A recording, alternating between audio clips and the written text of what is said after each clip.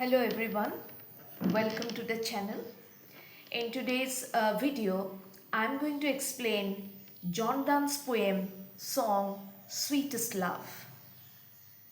Before I explain this poem, I will read out the entire poem to you so that you become familiar with the lines. It goes like this. Sweetest love, I do not go for weariness of thee, nor in hope the world can show a fitter love for me.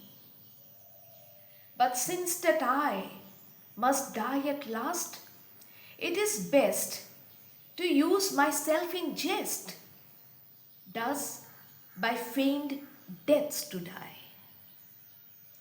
Yesternight the sun went hence, and yet is here today. He hath no desire, nor sense, nor half so short a way. Then fear not me, but believe that I shall make speedier journeys, since I take more wings and spurs than he. Oh, how feeble is man's power, that if good fortune fall, cannot add another hour, nor a lost hour recall. But come bad chance, and we join to it our strength, and we teach it art and length, itself over us to advance. When thou sighest not wind, but sighest my soul away. When thou weepest, unkindly kind, my life's blood doth decay. It cannot be that thou lovest me as thou sayest, if in thine my life thou waste. Thou art the best of me. Let not thy divining heart forethink me any ill. Destiny may take thy part, and may thy fears fulfill. But think that we are but turned aside to sleep. They who one another keep alive, never parted be. It's a wonderful love poem which the poet composed before departing to a foreign country. He composed this poem to address his wife Annie Moray, who was very sad because Donne was going away from her for a certain period of time. So I'll begin the explanation of this poem. So he says, sweetest love. He addresses his beloved and says that she is the most dear person to him. Sweetest love, I do not go for weariness of thee. He insists to her that if he is going away from her, it is not because he is tired of her. Nor in hope the world can show a bitter love for me, a fitter love for me. And he also says that I am not going away with the hope that I will find a better beloved, a better woman to love than you. But since that I must die at last, but at the same time, you must also accept the harsh reality of life, that I am a mortal human being and that I am going to die one day. But since that I must die at last, one day I am going to die, it is best to use myself in jest. So let me just do some practice.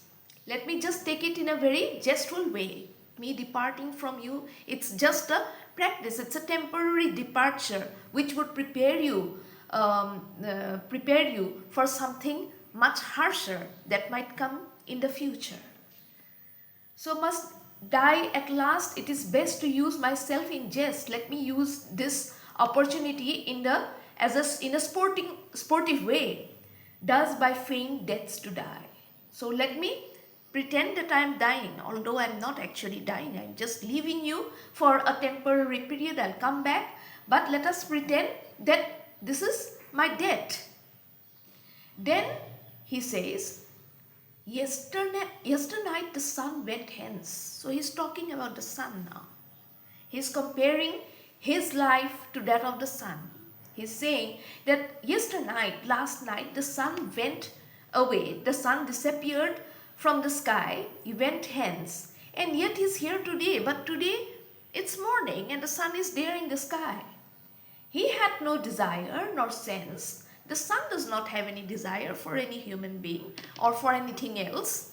The sun has no desire, it can feel no desire. Nor sense. The sun also does not have sense, it does not have feelings, it does not have sensitivity. Nor half so short a way. And the sun goes for a very, the sun goes away the sun comes from a long distance. And then again the sun has to cover a long distance to go back. But mine is not a long distance, it's a short one. Then fear not me, because I have to go away from you. I have to cover just a very short distance, not the distance that sun covers. Then fear not me, but believe that I shall make speedier journeys. So he says that I will come back with great speed, since I take more wings and spurs than he, because my wings are powerful.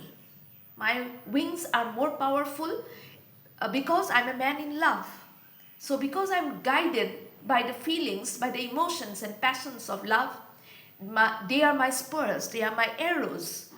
And because of these, I'm deeply in love with a woman like you. So because of my love, because of my passion, because of my devotion for you, I will come back much faster than you think I would.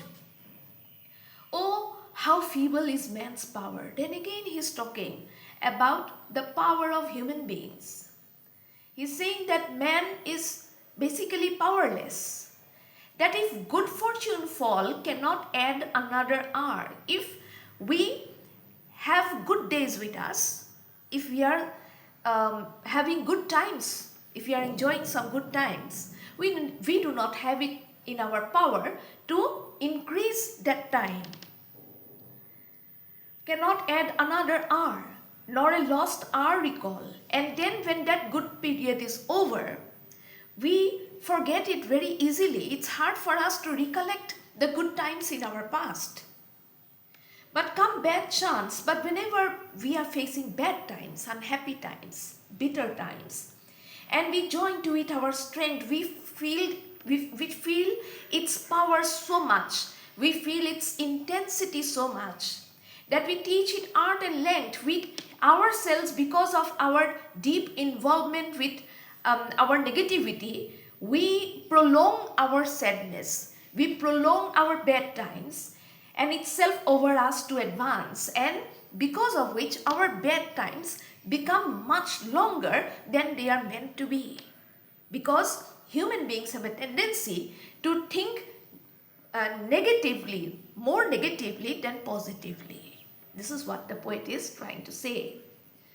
When thou sighest not win. Then he is again talking, thou means you. The poet is addressing his beloved. And he's saying that when thou sighest, the beloved is unhappy. She is sad, she is crying, she is sighing. And the poet is looking at her and he's saying that when you sigh like this, thou sighest not wind.